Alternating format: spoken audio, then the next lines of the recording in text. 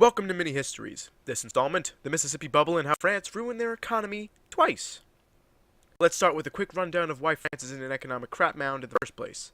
So, France had this amazing king, Louis XIV, who did a lot of good and bad for France, but is really only talked about for his success as an absolute monarch.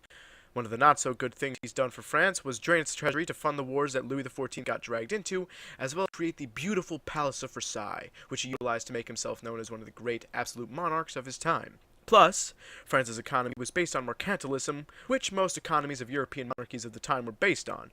Mercantilism is a trade-based form of economy where you get money by exporting goods, and it's known for being the best at supplying a country with income. Unless they, 1, have no exports, and 2, spend more money than they can make back through trade. So that's what France is dealing with right now. While Louis XIV was king, France's debt was steadily increasing and eventually reached a staggering 3,000 million livres, France's form of currency.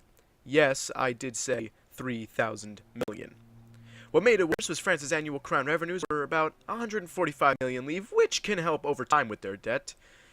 But their annual expenses were 143 million livres, leaving 2 million livres that could be applied to their debt of 3,000 million.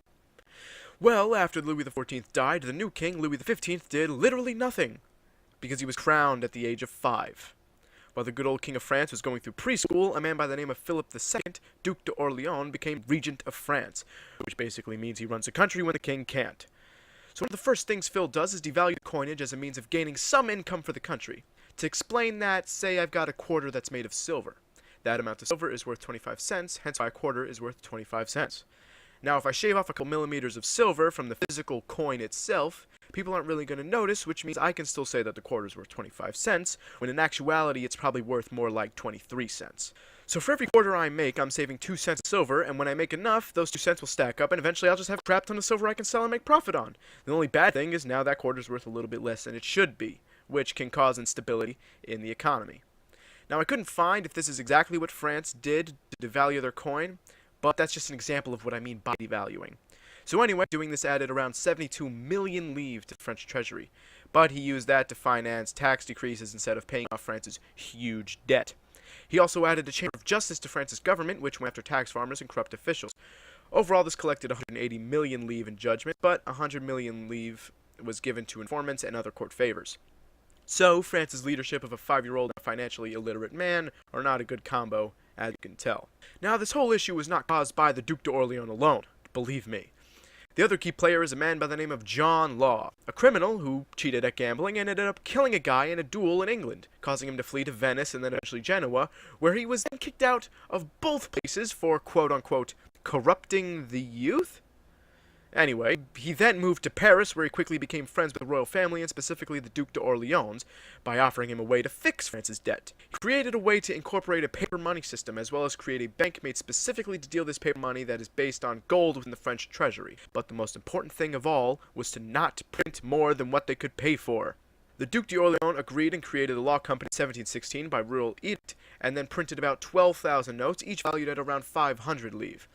The way this got money back into the treasury was that people had to pay for them with 3/4 of the amount they were buying with something called billet d'etat, a bond that the government created to try and recover Louis XIV's debt, and the other fourth in actual specie, which is France's actual golden currency. So for every new note that is being exchanged, France is getting actual gold back, which actually has worth. New notes grew in value over time because they were meant as a way to replace the billet d'etat, which failed as a way to fix France's debt before. And since people were giving away billet d'etat to get this new currency, the value of the new currency grew. Remember this fact, because it's very important as to why the Mississippi Bubble is important. For the success of law system, the Duc d'Orléans allowed for the expansion of the law company, which gained branches in Lyon, Amiens, Orléans, and other major French cities, and finally, the Mississippi Company was created in 1717, which controlled government revenues, debts, and tax collection, as well as the sole power to create coin in France. 200,000 notes were now in circulation, which estimated about 100 million specie within the French reserves. France's economy is now booming for the first time in years, and what will be the only time for a while. Everything is going swimmingly for now, but law ends up being in a controversial spotlight due to the French Parliament not wanting an English Protestant in their office, because it's just how French people are. If there are any French people watching this, I'm sorry, but during this time, it was basically the truth. They put in a new financial advisor for the nation who devalues specie even further, with the goal of increasing the amount of bullion. Law goes crying to Big Brother Regent, the Duc d'Orléans, who promptly has the president of the parliament arrested, as well as gave the Mississippi Company control over the French East India Company, which made Law in charge of the American, Indian, and French economies. Now, if it's not all that clear, John Law was basically put in charge of the Law Company, hence the name The Law Company, which was then turned into the Mississippi Company, which was in charge of everything money related in the French colonies. And since the Law Company was in charge of the mainland French economy, this gave John Law the ability to control the normal mainland French economy and French colonial economy. And then he just gained control of the French East India Company, which allowed him to control everything money related in France's Indian colonies, basically giving him full control over the French economy as a whole. Now, stocks are soaring because these companies are publicly traded, which ends in the creation of 50,000 more notes, which promise a profit of 120%. Now that the notes are worth so much, everyone wants in, so they print 300,000 more new notes. Things are getting so ridiculous that banks and jobbers are becoming home to riots, thefts, and violence. So the regent makes Law in charge of something else again, which is now a new center of all business, which allows the notes to increase in value by 10 to 20% within a few hours, just because the shares are being traded so often, which is due to the notes being worth more than the billet d'etat. What this all means is that since the notes are increasing in value, one old note is worth about the same as several new notes. So people would just go to banks and give them their old notes in exchange for more new notes, so that you end up getting more money by trading in old money. Think of it as walking into a bank with a dollar that was printed yesterday, a $1 bill that was printed yesterday, handing it to them, and them giving you $5. You're basically trading in a dollar for $5, just because the dollar was older. I know it's confusing, but that's the simplest way I can make it sound, honestly. But since everything is going so well and people don't realize that their notes are worth nothing because France has no gold to back up the amount of notes in circulation because it's all being applied to debt, the bubble is getting ready to burst. And here's where it does burst. So, to start off, there's this prince called the Prince de Conti. He goes to a bank with a crap ton of old notes with the plan to convert them to new notes so he would get more money. The bank tells him no, so basically he then says, okay, give it to me in gold then. Now remember when I said that the notes are growing in value, making the older notes worth more than the newer notes, which are worth the normal 1/4 specie? This allows people who convert old notes to specie to get way more specie than they originally got the notes for, which is bad for France because that means that they will just end up giving away more gold than the notes are supposed to be worth.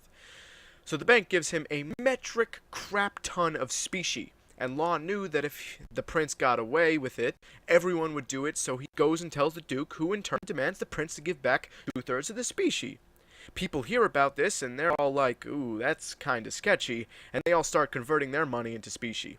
One guy even managed to convert 1 million notes into specie and then smuggle it out of France, which is not good because they literally took money from France and put it outside of France. To try and stop this, Law tried to further devalue the specie, but that didn't work. They even made an edict that made owning 500 specie illegal. But one of the funniest things about this tragedy is that they actually sent 6,000 men with shovels and pickaxes to Mississippi to look for gold. Now, one of the main problems of this issue is that they printed way too many notes. So you'd think that they wouldn't print more to try and fix it, right? Wrong. They pulled a Weimar Germany and printed 1.5 billion more notes, and just couldn't support it all.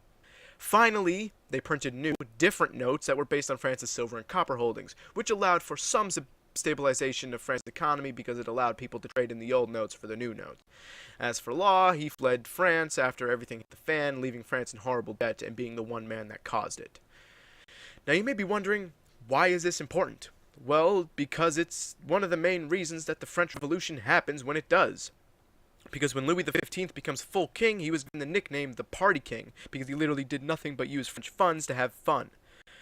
Once again, Louis XV didn't exactly cause the bursting of the bubble, but he definitely didn't help by using French funds for his own personal use after the bubble burst. He also didn't do anything to try and fix France's economy after the bursting. So, yeah, France not in a good place.